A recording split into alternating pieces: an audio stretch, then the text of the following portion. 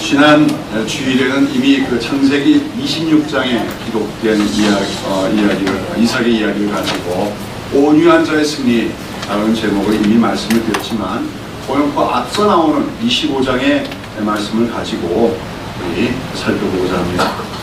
창세기는 크게 두 부로 나누어져 있지요. 1장부터 11장까지를 뭐라고 합니까? 원역사라고 생각하겠습니다. 그래서 이것은 하나님의 구원 역사의 배경이 되는 사건들로서 인류 전체와 관련된 여러 가지 큼직큼직한 사건들을 다루고 있습니다. 그리고 이제 12장부터는 이제 하나님께서 아브라함을 부르시고 또 아브라함과 언약을 맺으시면서 그 속에서 하나님이 구원 계획을 이루실 것을 약속하시면서 그 언약을 이루어가시는 이야기. 그 다음에 이제 그 아브라함의 아들인 이삭과 또 그 손자인 야곱에게로 그 언약이 어떻게 계승되어 갔는가를 이제 기록하고 있는 것이 성경 전체의 창세기 전체의 내용입니다. 그런 가운데 저는 그 창세기에 기록된 아브라함과 이삭과 야곱 그 3대에 걸쳐서 그 가문에서 일어나는 가족사의 이야기들은 하나님의 구원의 섭리와 구속사의 원리를 보여주시기 위한 사건적 계시들이라고 할 수가 있습니다. 그냥 보통 가정에서 일어난 사건이 아니라 그 가정에서 일어난 하나하나의 사건들은 하나님께서 인간들을 구원하신 데서 어떤 원리로 구원하시는가, 또 구원자의 섭리가 어떻게 이루어질 것인가를 보여주기 위한 하나의 계시인데 사건적 계시라고 하는 것이죠.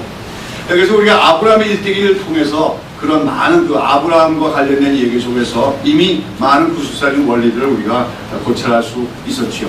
그 중에서 중요했던 게 뭐냐면, 아브라함이 아들을 낳는데 육체의 힘으로 낳은 아들이 아브라함의 상속자가 되지 못하고 오직 성령의 능력으로 낳은 이삭만이 하나님의 언약을 계승했다 하는 얘기입니다.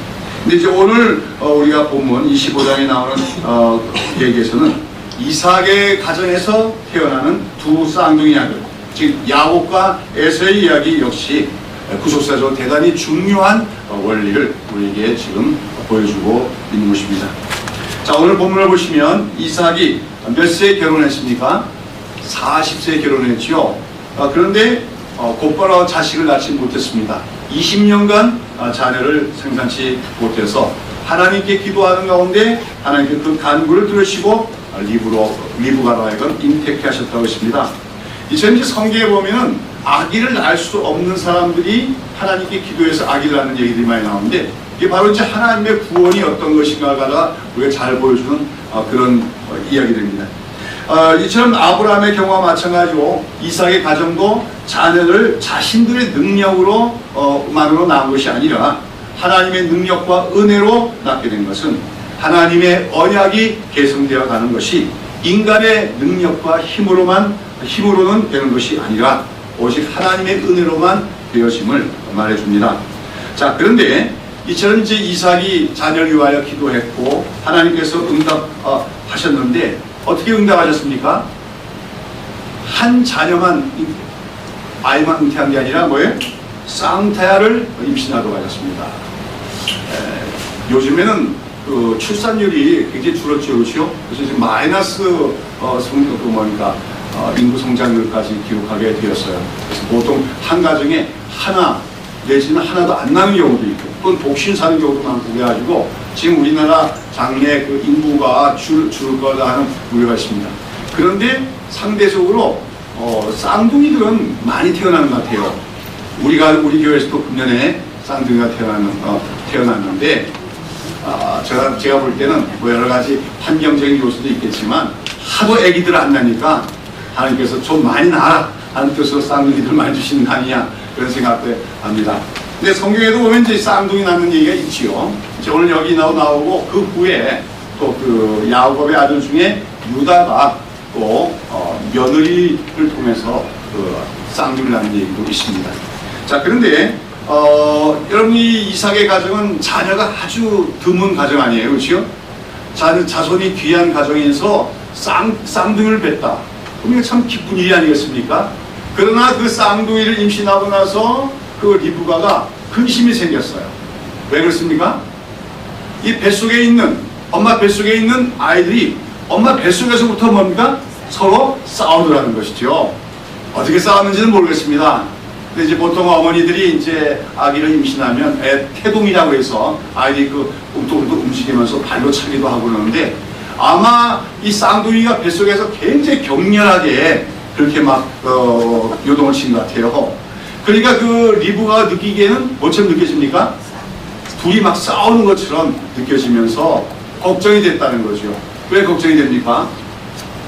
아니 쌍둥이들이 친해야 될 텐데, 그렇죠? 형제간에 서로 화목하고 친밀하고 그래야 될 텐데 이놈들이 뱃속에 있으면부터 벌써 싸우기 시작한다면 장차 장래는 어떻게 될 것인가, 그런 걱정이 되었다는 것입니다. 그래서 그 문제를 가지고 또 하나님 앞에 나가서 기도를 했더니 하나님께서 거기에 대해서 뭐라고 말씀하시는 것입니까?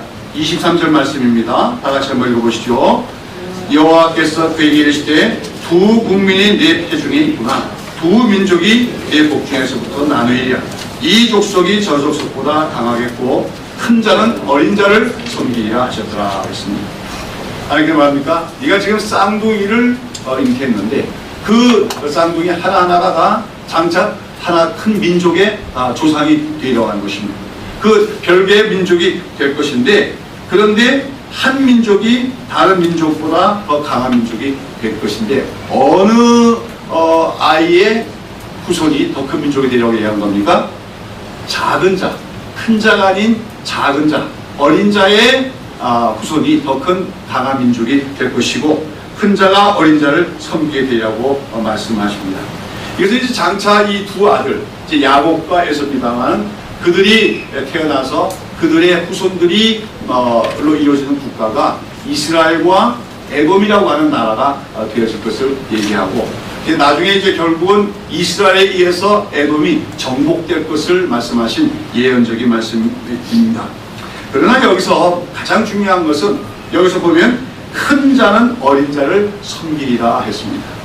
이것의 가장 중요한 의미는 뭐냐면 무엇보다도 이제 아브라함으로부터 이삭이 언약을 이어받았는데 그 언약을 누가 이어받을 것인가 할 때 누가 이어받을 것이다? 큰 자가 아닌 장자인 큰 자가 아니라 작은 자인 어린 자인 차남인 야곱이 그 언약을 계승하려고 하는 말씀인 것입니다. 물론 이 말씀을 하실 때 이삭이나 그 리브가가 그래도 정확하게 하나님께서 그 언약을 야곱이 이어갈, 작은 자인 야곱이 이어가는 말씀으로 이해했는지는 모릅니다. 하나님의 말씀의 의도는 그런 의도로 말씀하신 것이죠. 하나님께서는 우리가 알다시피 아브라함을 불러서 언약을 세우시고 그를 믿음의 조상으로 삼으셨습니다. 그리고 그런 아브라함의 언약은 어떻게 계승됩니까? 아브라함이 낳은 아들 중에 아브라함의 육체적인 능력으로 낳은 아들인 이스마엘, 어떻게 보면 순서로 보면 장자입니다만 그 아들에게는 그 언약이 계승되지 않고 오직 하나님의 능력으로 낳은 아들인 이삭이, 성령으로 낳은 아들인 이삭이 그 언약을 계승하게 됩니다. 그리고 이제 하나님께서는 이삭이 낳게 될 그 두 쌍둥이 아들 가운데서도 그 한 아들만이 아브라함 언약을 계승하게 될 것인데 그 누가 계승할 것인가 할 때 큰 자인 에서가 아니라 어린 자인 야곱이 계승하게 될 것이라고 말씀을 하신 것이죠. 이처럼 아직 세상에 태어나지도 않은 쌍둥이 두 아들 가운데서 한 아들만이 하나님의 선택을 받아서 그 언약을 이어나가고 다른 아들은 그 언약에서 배제되는 것, 이것을 우리는 선택과 유기라고 말합니다. 즉 아브라함은 하나님의 선택을 받았고 에서는 선택을 받지 못했다. 그걸 버려진 상태로 유기라고 말하는 것이죠. 자, 이런 야곱의 선택과 에서의 유기에 대해서 성경은 뭐라고 말합니까? 그 사도 바울이 이 문제에 대해서 로마서에서 어떻게 설명하고 있는가 한번 찾아보시기 바랍니다. 로마서 9장 10절에서 14절 말씀.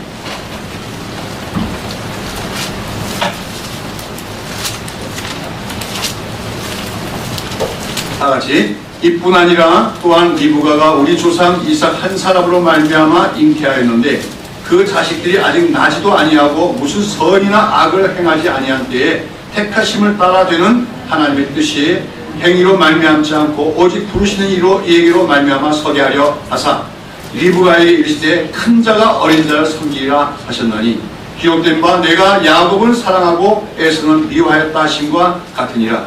그런즉 우리가 무슨 말 하리요? 하나님께 불의가 있느뇨? 그럴 수 없느니라. 이 로마서에서 사도 바울은 구원론의 문제를 다루고 있죠.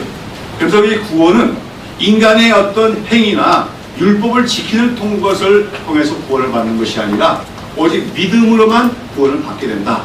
근데 그 믿음으로 구원받는 것도 사실은 하나님의 선택에 의한 것임을 사도 바울은 설명합니다.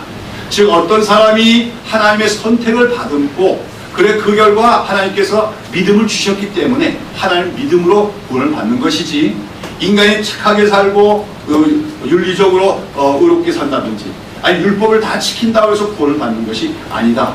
그래서 그러한 증거로서 뭘 얘기하는 겁니까? 야곱과 에서의 얘기를 지금 예증으로 들고 있는 것이죠. 그래서 하나님께서는 아직 태어나지도 않은 두 아이 야곱과 에서 그러니 그들이 무슨 선을 하거나 악을 행한 것도 아닌데 이미 하나님께서 누구는 택하셨고 야곱은 택하셨고 에서는 택하지 않으셨다 하는 사실을 들어서 이처럼 하나님의 구원은 오직 하나님의 선택에 달려있음을 사도 바울은 논증하고 있습니다. 그런 가운데 여기서 하나님께서 야곱을 선택하시고 에서는 선택하지 않은 그것을 뭐라고 표현하면 내가 야곱은 사랑하고 에서는 미워했다 이렇게 말씀하시는데 이것은 이제 원래 말라기 1장에 보면 나오는 표현입니다. 이제 말라기 1장에 보면 이스라엘 백성들이 하나님께 좀 불평하고 원망을 합니다. 왜 우리에게 전쟁 흉년이 오느냐? 왜 우리에게 가난이 있느냐? 그때 하나님 말씀하신 것이죠. 하나님께서 내가 야곱은 사랑하고 에서는 미워했다 하는 것을 너희가 알지 못하느냐 하면서 이제 하나님 말씀하시는 것이 하나님께서 이스라엘 민족을 특별히 선택한 민족으로 삼으셨고 여러 가지 은혜를 주셨음을 말씀하는 표현이 바로 야곱을 사랑하고 에서는 미워하셨다 하는 그런 표현입니다. 자, 우리가 이 오늘 말씀의 제목이 야곱은 사랑하시고 에서는 미워하신 하나님 이런 제목인데 이 제목이 여러분 마음에 잘 와 닿습니까? 야곱은 사랑하시고 에서는 미워하신 하나님. 그 하나님은 좀 어떤 하나님같이 지시게 됩니까? 네? 편애하시는 하나님, 공평하지 않은 하나님 그렇잖아요? 우리는 하나님이 공평하신 분, 공정하신 분으로 우리가 알고 있고 또 그렇게 알기를 원하는데 그런데 하나님이 야곱만 사랑하시고 에서는 어떻게 했다고요? 오히려 미워했다. 이것이 참 우리가 하나님을 잘못 참 불공평한 분이다, 불합리한 분이다, 좀 괴팍한 분이다 이렇게 이야기하기 쉽게 하는 그런 표현이 아닐 수가 없습니다. 그러나 여기서 하나님께서 야곱은 사랑하시고 에서는 미워했다는 말에서 그 에서를 미워했다는 말이 하나님께서 적극적으로 에서를 증오하고 혐오했다는 말은 아닙니다. 히브리 표현에서는 누구는 사랑하고 누구는 미워한다 하는 말은 뭐냐면 A와 B 사이에서 한쪽을 더 선택해서 사랑할 때 상대적으로 선택받지 못한 사람은 미워함을 받는 것처럼 여겨진다 하는 그런 말을 얘기해요. 예수님이 그런 말씀하시죠. 누구든지 자기 부모와 형제를 미워하지 않으면 내 제자가 못 되리라. 그럼 그 말을 문자적으로 생각하면 됩니까? 우리가 예수님을 잘 믿고 제자가 되려면 형제들을 미워하고 부모를 미워해야겠구나 이런 뜻입니까? 그렇게 이해하시면 그 사람은 조금 좀 진이 부족한 거죠. 무슨 뜻입니까? 우리는 부모와 형제들을 사랑해야 됩니다. 그렇죠? 그것은 우리 인간의 도리고 또 하나님 백성들로서도 당연한 도리예요. 네 부모를 공경하라고 하지 않았습니까? 그런데 예수님 왜 나의 제자가 되려면 부모를 미워하라고 얘기하는 것입니까? 그것은 주님과 부모님을 불을 놓고 났을 때는 누구를 더 먼저 선택할 수 있어야 된다는 거예요? 주님을 더 먼저 선택할 수 있어야 된다고 하는 거죠. 그러나 그렇다고 해서 그러면 부모님은 내버려 두고 무관심해도 된다는 말 아니에요. 그리스도인들은 부모님에 대해서도 최선을 다해서 효도하고 잘 섬겨야 됩니다. 그러나 내가 부모님을 잘 모시고 잘 섬기지만 주님을 더 사랑하기 때문에 참 부모나 형제들이 볼 때는 어떻게 느껴져요? 나보다, 그렇죠? 나보다 더 너는 예수를 좋아하는구나, 더 귀히 여기는구나, 이렇게 느낄 정도가 돼야 된다는 거예요. 그것이 바로 누구는 사랑하고 누구는 미워한다는 표현이죠. 여러분 나중에 보면 이 에서에게도 하나님 복을 주십니까 안 주십니까? 복을 주셔요. 그래서 그도 큰 민족에 대해서 에돔이라고 하는 국가의 선조가 되도록 축복하시는 것을 볼 수가 있습니다. 이걸 우리가 일반 은총이라고 하는 것이죠. 그러나 야곱을 사랑하셨다는 말은 뭐냐면 하나님이 이제 이 인류를 구원하시는 데 있어서 누구를 사용하시고자 하는 겁니까? 아브라함과 맺은 언약을 사용하시는데 그 아브라함 언약을 계승해 나갈 자로서 누구를 선택하셨다? 야곱을 선택하셨다고 하는 말이죠. 이걸 우리가 특별 은총이라고 얘기하는 것입니다. 즉 에서도 하나님의 은총을 받은 자예요. 그러니까 그건 일반 은총이고 야곱은 어떤 은총을 받았다? 하나님의 구원 계획과 관계된 뭐예요? 특별 은총을 받았다. 그러면서 특별한 선택을 받았기 때문에 그래서 하나님이 야곱은 사랑하시고 에서는 미워하셨다. 성경이 이렇게 표현하고 있다고 하는 것입니다. 자, 그런데 여기서 이제 문제가 되는 것은 그렇다면 왜 하나님께서는 지금 리브가의 뱃속에 있는 두 아이는 또 누구도 선한 자도 선한 것을 선이나 악을 행한 적도 없는데 그 속에서 야곱을 택하셨는가? 특별히 장남인 큰 자인 에서를 택하지 않고 왜 작은 자인 야곱을 택하신 것입니까? 이것은 하나님의 주권적인 선택으로서 특별히 그것이 야곱을 선택하신 이유는 야곱이 오히려 작은 자이기 때문에 또 다른 말로 하면 약한 자이기 때문에 선택하신 것이다. 그런 것을 우리가 알아야 됩니다.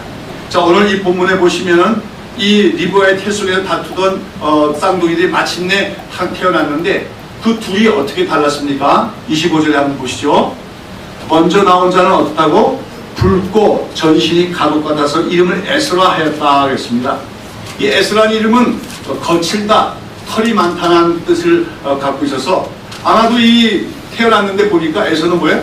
태어났는데 벌써 온몸에 털이 덮일 정도로 상당히 그 털이 많은 아이였던 것 같습니다. 그 다음에 또 이 에서라고 하는 이름에는 만들어진이라고 하는 의미도 있어요. 이게 이미 에서는 태어났을 때 어린 아기의 모습이 아니라 뭐예요? 상당히 꽤 자란 아이의 자란 모습으로 태어났다고 하는 것이죠. 반면에 야곱은 어땠습니까?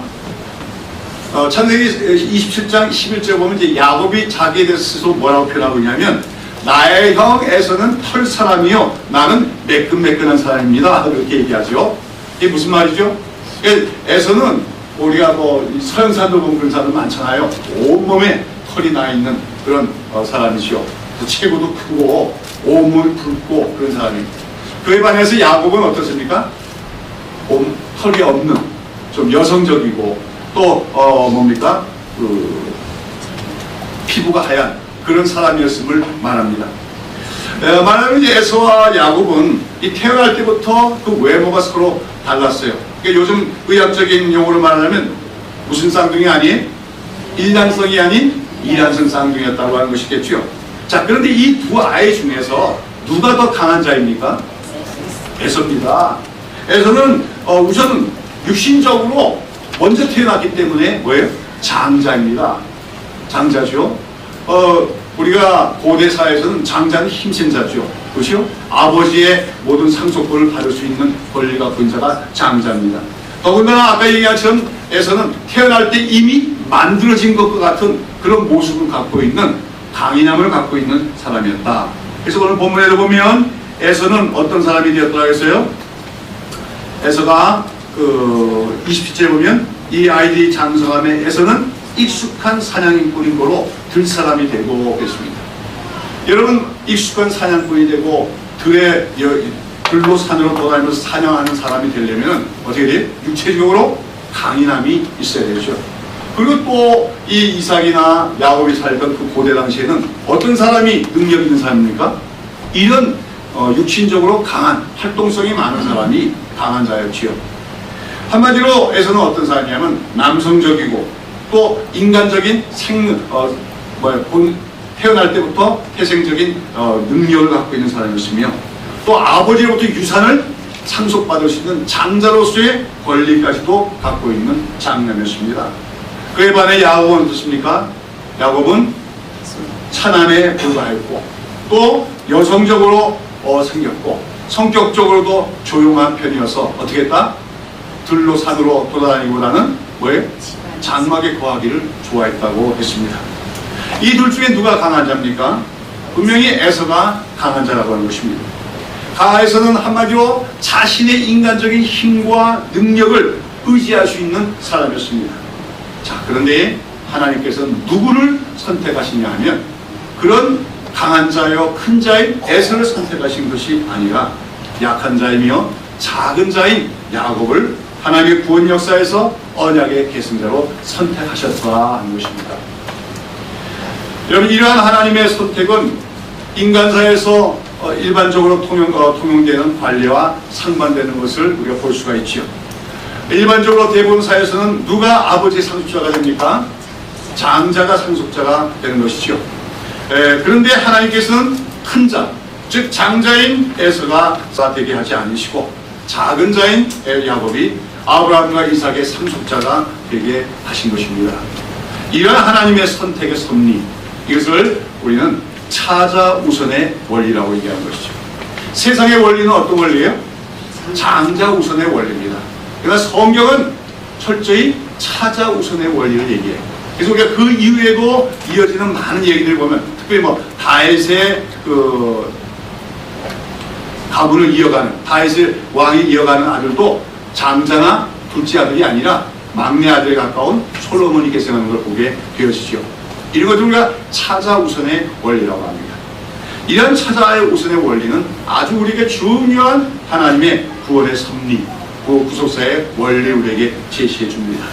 즉 하나님께서 인간들 중에서 자기 백성들을 구원하실 때 주로 어떤 자들 중에서 구원하신다는 겁니까? 강한 자, 있는 자, 능력 있는 자, 지혜 있는 자가 아니라 약한 자, 가난한 자, 무지한 자, 이런 자들 중에서 하나님이 오히려 더 많이 하나님 백성들을 선택하신다고 한다는 것이죠. 바로 하나님께서 에서를 택하지 않으시고 작은 자인 야곱을 택하신 사건은 바로 그러한 하나님이 장차 베푸실 구원의 기본적인 원리를 우리가 보여주는 하나의 그림자와 같은 것입니다. 자, 우리 이에 대해서 고린도전서 1장 26절부터 29절을 한번 찾아보시기 바랍니다.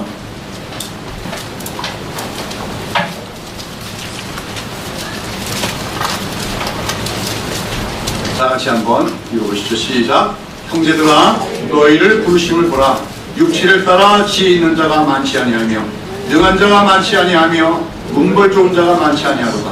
그러나 하나님께서 세상에 미련한 것들을 택하사 지혜 있는 자들을 부끄럽게 하려 하시고 세상에 약한 것들을 택하사 강한 것들을 부끄럽게 하려 하시며 하나님께서 세상에 천한 것들과 멸시받는 것들과 없는 것들을 택하사 있는 것들을 패하게 하시나니 이는 아무 육체라도 하나님 앞에서 자랑하지 못하게 하려 하십니다.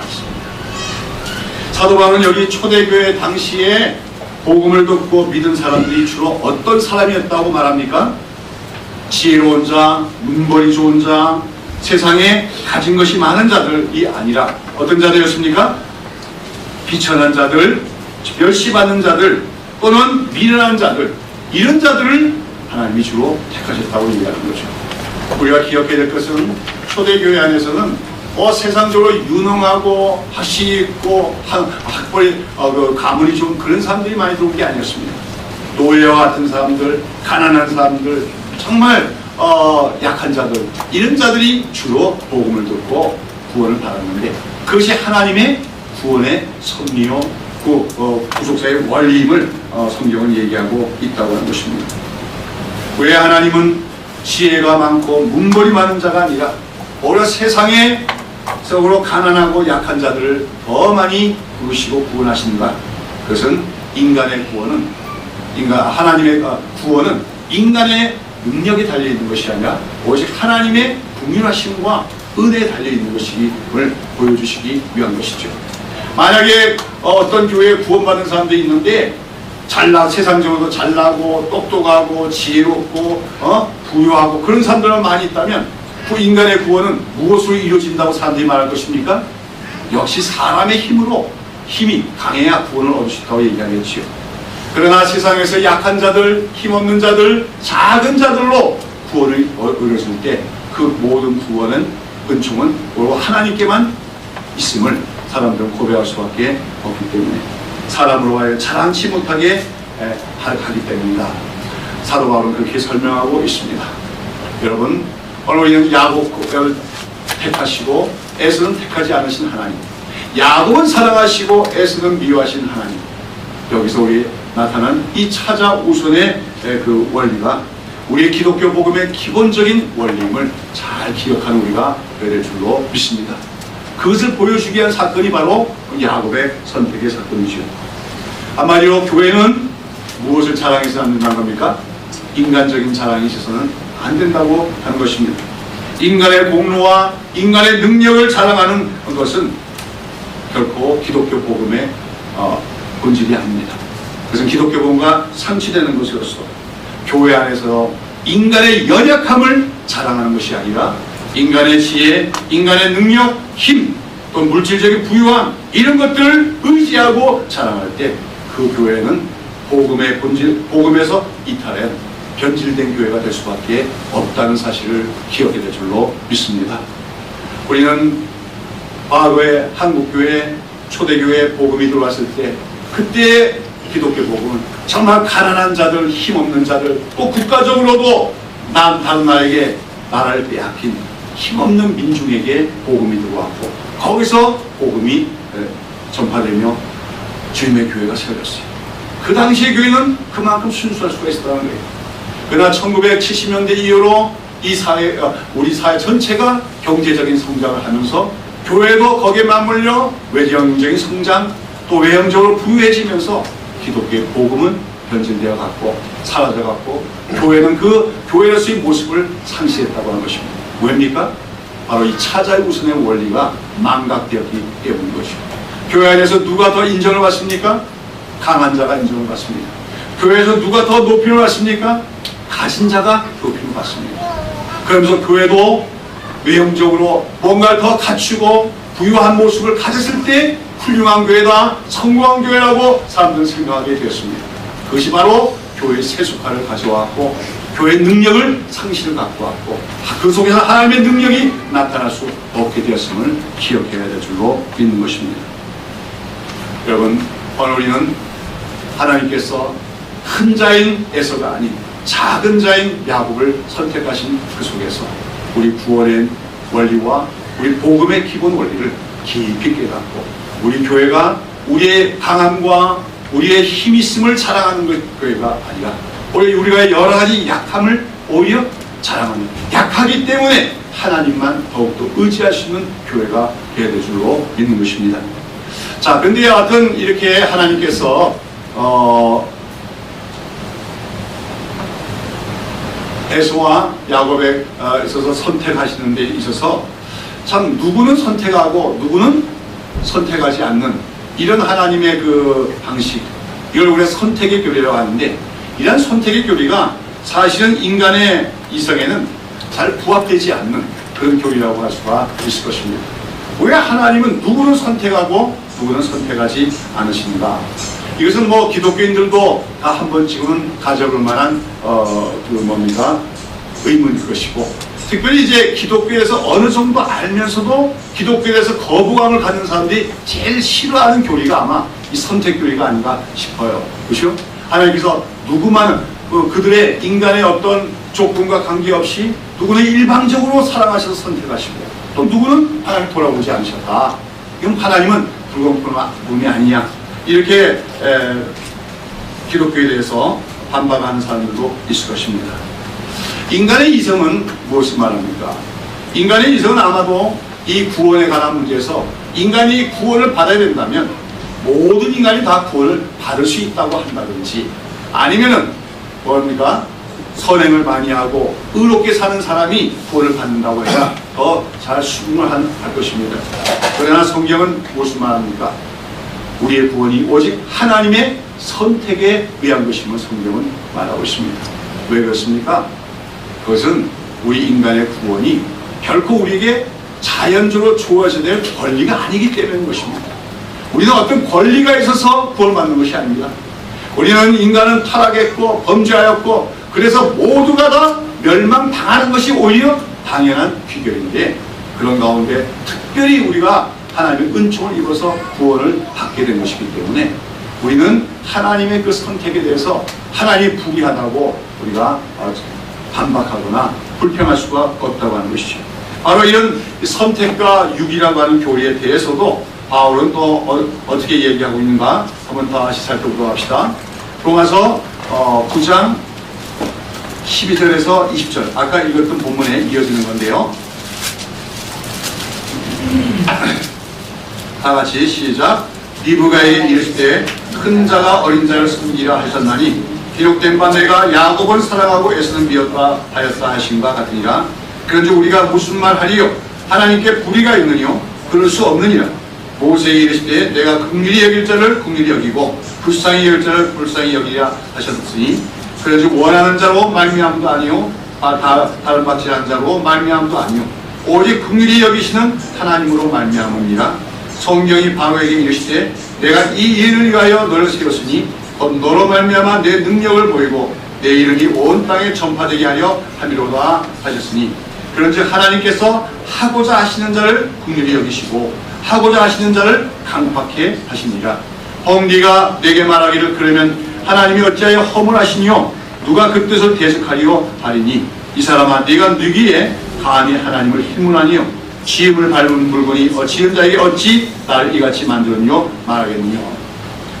바울은 여기서 선택의 교리에 대해서 불평을 하거나 반박하는 사람들에게 인간에게는 하나님의 그 선택의 그 어떤 행위에 대해서 반박하거나 원망하거나 또는 불평할 수 있는 자격이 없음을 얘기합니다.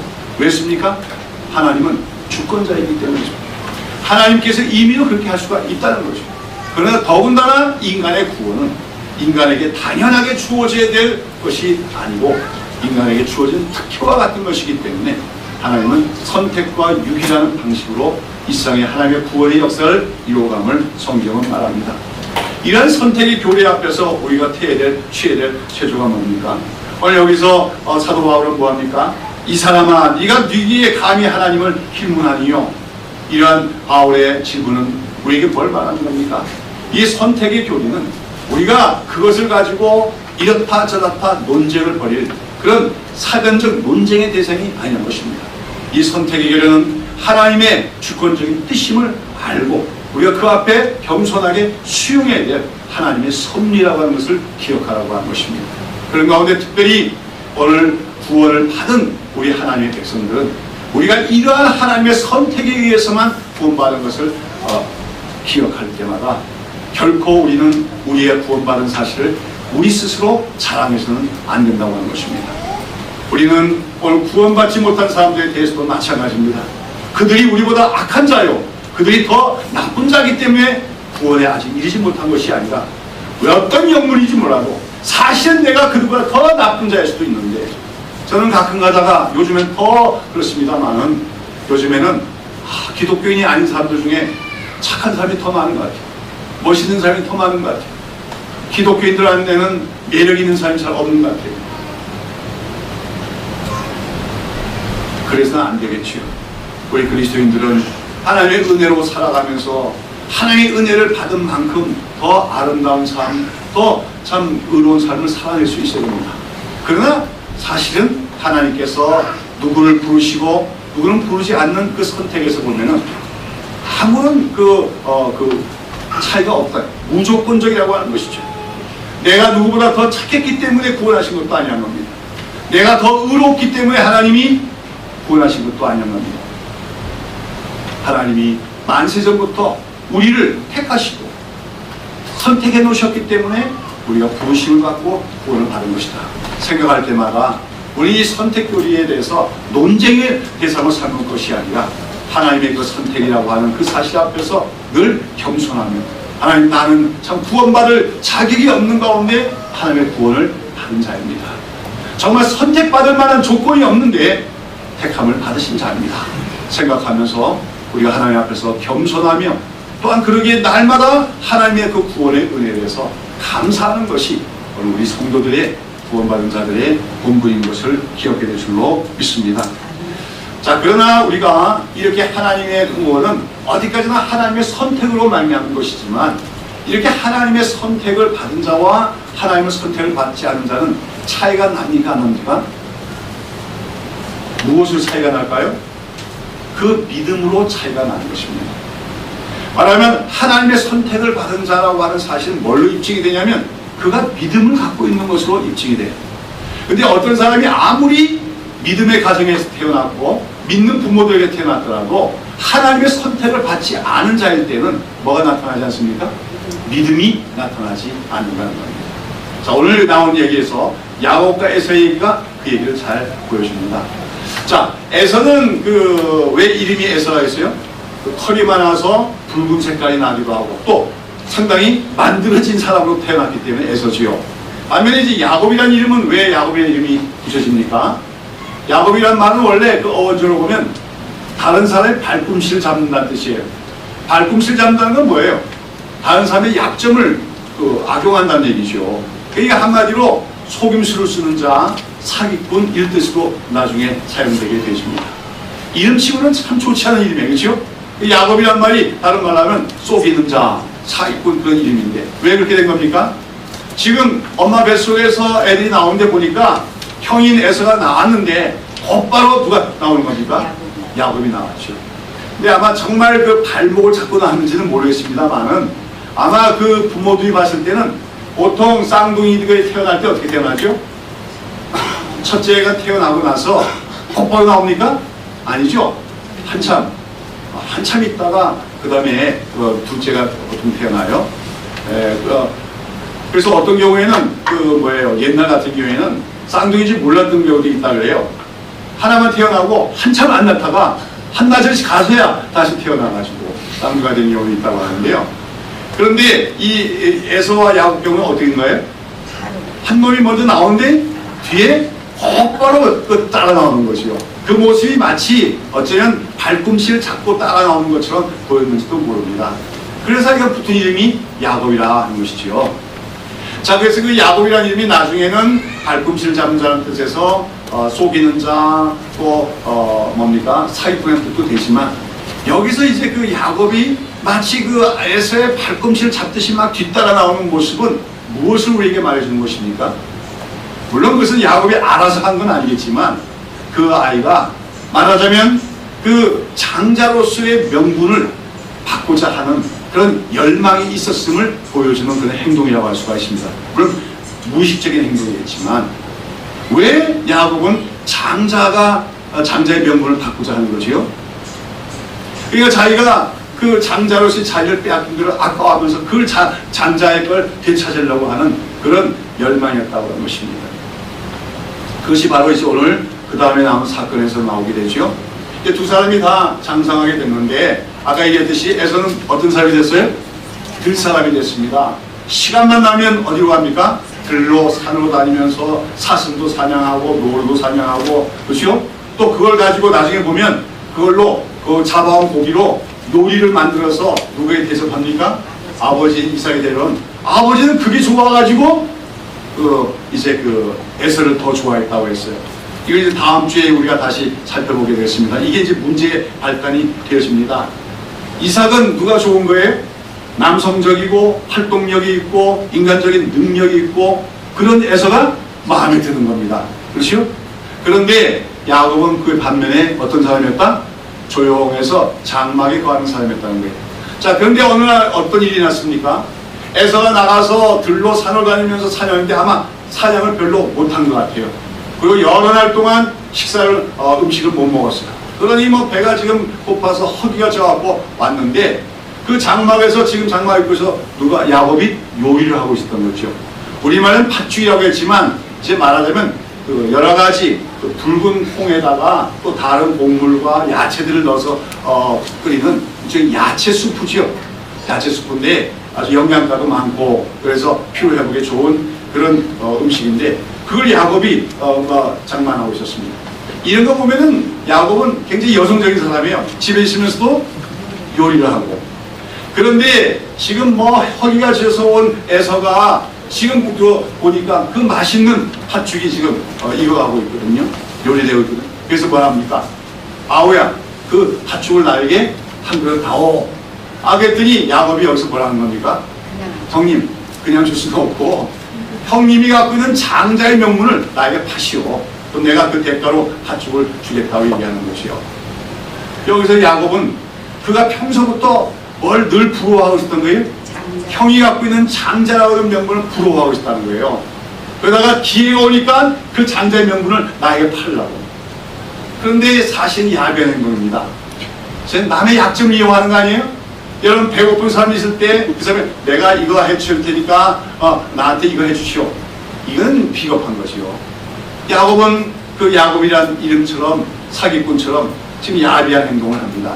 그렇죠? 그런데 에서는 여기에 대해서 어떻게 반응합니까? 여기 오늘 보시면 쉽게 말해서 그까지 장자의 명분이 무슨 필요가 있느냐? 내가 지금 배가 고파 죽게 생겼는데 장자의 명분 같은 건 나한테 필요가 없다. 그러면서 장자의 명분을 경히 여겼다. 그래서 그래 그까짓 거 너 가져라 하고서 팥죽을 얻어먹고 장자의 명분을 넘겼다고 하는 것입니다. 왜 이 사건이 중요한 사건이고 왜 이 사건이 야곱은 택하신 자고 에서는 뭡니까? 버림받은 자라는 증거가 되는 것입니까? 이 장자의 명분은 왜 중요한 것입니까? 그것은 물론 장자면은 일반적인 가정에서는 제일 장자로서의 명분이 중요한 건 뭐예요? 아버지의 유산을 상속받기 때문인 것이죠. 그러나 지금 야곱이 그 장자의 명분을 탐을 낸 것, 장자의 명분을 갖기를 소원했던 것은 그러나 아버지 유산 때문만은 아니었다고 하는 것입니다. 여기서 중요한 것은 야곱은 비록 지금 형을 속여 먹을 만큼 그 인격적으로 좀 문제가 있고 미성숙한 사람입니다. 그러나 그의 마음속에는 하나님의 은혜, 하나님의 약속, 하나님의 나라 이와 같은 이런 영적인 문제에 대한 관심이 굉장히 많았던 것을 의미하는 것입니다. 오늘 우리가 야곱이 어디에 거하는 자라고 했습니까? 장막에 거하는 자라고 했습니다. 근데 우리가 보면은 아브라함이 이삭을 낳고 이삭이 야곱을 낳지요. 근데 아브라함이 몇 세까지 살았냐면 175세를 삽니다. 근데 아브라함이 100세 때 이삭을 낳았고 60세 때 야곱까지 낳았으니까 그러면 아브라함이 야곱과 같이 살았던 때가 언제까지입니까? 야곱이 15살 될 때까지 아브라함이 같이 살았어요. 장막에 거했다는 말은 달리 말하면 야곱은 아브라함과 늘 함께 대화를 나누며 있었다는 것을 얘기합니다. 거기 하면서 어떤 대화를 나눴겠어요? 아브라함이 요즘에 같이 무슨 텔레비가 있어서 드라마 같은 데 보는 때도 아닙니다. 그런 얘기 할 거 아니죠. 아브라함은 자신의 살아온 얘기를 쭉 했을 것입니다. 하나님께서 나를 어떻게 부르셨는가, 하나님께서 나와 어떤 언약을 맺으셨는가, 그리고 언약을 어떻게 이루어가셨는가, 그러면 그 언약에 대해서 얘기했을 것입니다. 하나님의 그 언약 안에서 장차 너의 후손이 큰 민족이 이루게 되리라. 그리고 그 민족을 보라 세상 모든 민족이 복을 얻게 되리라. 그리고 아브라함의 씨로 장차 인류를 구원할 메시아가 오리라 하는 등등의 언약에 대해서 아브라함은 얘기했을 것입니다. 이 얘기를 들으면서 야곱의 마음엔 어떤 게 생긴 겁니까? 그 언약을 내가 이어받아야 될 텐데. 그런데 지금 보니까 누가 그 언약을 이어받는 것이 일반적인 관례예요? 장자가 이어받으니까 지금 아버지 이삭이 아브라함의 언약을 계승받았는데 이제 이것을 계승받는 것은 누구예요? 형인 에서가 될 것이다. 그러니까 이게 안타까운 거예요. 아니야, 내가 그 언약을 계승받아서 내가 언약의 조상이 되어야 될 텐데 내 후손들이 큰 민족이 되어서 이 세상의 모든 민족에게 하나님의 구원의 축복을 전달하는 복의 근원이 되어야 될 텐데, 그리고 그 내 후손 중에서 인류를 구원할 구원자가 와야 될 텐데, 다시 말해서 하나님의 구원 계획과 관련해서 이 땅에 세워질 하나님 나라라고 하는 것과 관련해서 야곱은 하나님의 언약에 참여하기를 바랬다는 것입니다. 그래서 그 장자의 명분을 가져야만 되지 않겠느냐 해서 그 장자의 명분을 탐을 낸 것이죠. 아까도 말씀드린 것처럼 야곱은 여러모로 미숙한 데가 있는 사람입니다. 또 그 행동이 정당하지 못하고 비겁한 데도 있습니다. 그러나 그 마음속에는 뭐가 있는 거예요? 하나님의 은혜, 하나님의 역사, 하나님의 약속, 이런 것들에 대한 관심이 대단히 많은 사람이었다고 하는 것입니다. 그래서 사실 나중에 보면은 그 야곱이 장자의 명분을 받기도 하고, 더 나아가서는 또 이제 이삭 아버지를, 눈먼 이삭을 쪼개서 장자의 축복까지 얻지만, 이삭의 그 모든 유산은 야곱은 하나도 물려받지 못합니다. 그 야곱의 모든 유산들은 누가 몽땅 차지합니까? 에서가 차지하죠. 그 장자의 모든 그 상속권은 에서가 다 가져가요. 그러니까 야곱 받으면 오로지 뭐예요? 장자의 명분만 얻게 되어지고, 그 속에서 하나님의 언약을 계승받게 되어진다는 것입니다. 그렇습니다. 오늘 교회 내에서도 조금은 미숙한 사람들이 있을 수가 있어요. 그래도 늘 하나님의 말씀 듣기를 원하고 하나님의 은혜를 받기를 소원하는 사람, 그것이 바로 믿음이 있는 사람인 줄로 믿습니다. 반면에 에서는 어땠습니까? 그렇게 야곱이 그 아브라함의 장막에 거하면서 아브라함으로부터 하나님의 역사에 대해서 듣고 언약에 대해서 듣고, 그러면서 거기에 대한 꿈을 꾸고 이렇게 하는 동안 에서 뭐하고 있었어요? 들로 산으로 돌아다니면서 힘센 자로서, 강한 자로서 성장하고 있었습니다. 그래서 그날도 사냥을 하다가 피곤해서 들어왔을 때 자기 동생이 장자의 명분을 팔라고 할 때, 그까지 장자의 명분이 나한테 무슨 유익이 있느냐 팔아넘기고 말았더라. 한마디로 하나님 나라에 대해서, 하나님에 대해서 관심이 없는 자였다고 하는 것입니다. 이러한 에서에 대해서 히브리서 기자는 뭐라고 얘기합니까? 히브리서 12장 6절에 보면, 너희들 가운데 음행하는 자와 혹 한 그릇 식물을 위하여 장자의 명분을 판 에서와 같이 망령된 자가 있을까 두려워하라 하겠습니다. 교회 내 에서와 같은 자가 있으면 안 된다는 거예요. 근데 에서는 어떤 자라고요? 망령된 자라고 얘기하십니다. 이 망령된 자라는 말이 영어로 보면 프로페인이라고 되어 있는데, 프로페인이라는 말은 세속적인 그 뜻이에요. 세상적인, 그러니까 모든 생각과 관심이 세상적으로 가득 찬 사람이다, 그 말입니다. 영어로 보면 또 godless라고 되어 있어. 하나님 없이 사는 사람이라는 거죠. 하나님이 필요가 없는 사람의 뜻이에요. 그렇죠? 에서는 누구의 능력으로 살아가는 사람입니까? 자기의 능력으로 살아가는 사람이에요. 자기 힘 가지고 얼마든지 살아갈 수 있는 사람입니다. 다른 사람을 지배할 수 있고 굴복할 수 있고. 그래서 결국은 그 에서는 나중에 일찌감치 그 세일산의 지역에 가서 그 지역을 장악하고 그 지역에서 우두머리가 됩니다. 그래서 에돔 족속의 초대 왕이 되는 것이라 다름이 없죠. 대단히 능력이 있는 사람입니다. 여러분, 오늘 제가 말씀의 제목이 뭐라고 했습니까? 야곱은 사랑하시고 에서는 미워하신 하나님. 하나님께서 야곱을 사랑하셨고 에서를 미워하셨다 했는데, 하나님의 에서를 미워하신 방식이 뭡니까? 내버려 두시는 것입니다. 자기 힘으로 살아가도록 내버려 두시는, 그것이 바로 에서를 미워하시는 것이라고 하는 것이죠. 여러분, 그렇습니다. 오늘도 하나님의 선택을 받지 않은 사람들, 믿음이 없는 사람은 어떻게 살아갈 수 있어요? 자기 힘으로만 살아갈 수 있어요. 자기 능력을 의지해서 살아갈 수 있어요. 그리고 자기 능력, 자기 힘을 의지해서 살아갈 때 잘 살 수 있습니까? 못 삽니까? 잘 살 수 있다는 거예요. 에서는 하나님에 대해서 관심이 없어요. 그까지 장자의 명분이 뭐가 필요하냐? 아브라함 언약이 뭐가 나한테 중요하냐? 그저 나한테 지금 당장 필요한 거는 먹을 것이고 배를 채우는 것이고, 그 다음에 내가 더 강한 자가 되는 것뿐이지, 물질적인 이득을 더 인한 것이지. 이런 에서는 결국은 세상적인 관점에서 보면 그건 나중에 성공하는 자가 됩니다. 힘 있는 자가 되고 한 국가를 이루는 사람이 됩니다. 그에 비해서 야곱은 어떨까요? 야곱은 이 일로 말미암아 이때로부터 고생이 시작됩니다. 그게 27장에 보면 나오지만, 아버지를 속여먹고 장자 축복을 받은 것이 들통이 나자 에서가 그를 죽이려고 해서 야곱 그때부터 도망길에 오르죠. 그때부터 야곱은 일생을 고생하며 살아요. 그래서 나중에 야곱이 그 말년에 바로 왕의 앞에 섰을 때, 바로가 당시의 나이가 몇 세요? 그랬더니 내 나이가 내 나그네 길의 세월이 130년이다. 나의 연세가 얼마 못다니 우리 조상의 나그네 길의 세월에 미치지 못하나 험악한 세월을 보내었나이다. 이렇게 얘기해요. 그의 일생 자체가 뭐예요? 험악한 세월이었다는 거예요. 무슨 말? 그만큼 많은 고생을 했다는 겁니다. 왜 고생하십니까? 왜 고생하는 겁니까? 물론 그 자신의 실수, 자신의 잘못 때문이기도 해요. 그러나 무엇보다도 하나님께서 그를 다루셨기 때문입니다. 하나님은 야곱을 내버려 두고 살 때에도 내버려 두지 않았습니다. 아브라함, 야곱을 붙잡으셨습니다. 그러면서 그가 잘못될 때마다 징계를 하시기도 하고 가정에 어려움을 주시기도 하면서 그들을 연단시켰다고 하는 것이죠. 그 결과 야곱은 일생 동안 편안하게 산 때가 별로 없어요. 나그네 길로 살며 험악한 세를 살 수밖에 없었어요. 그러나 그 결과 야곱은 그 말년에 하나님의 뜻을 온전히 이해하는 성숙한 믿음의 사람으로 변화된 것을 우리가 보게 되어집니다.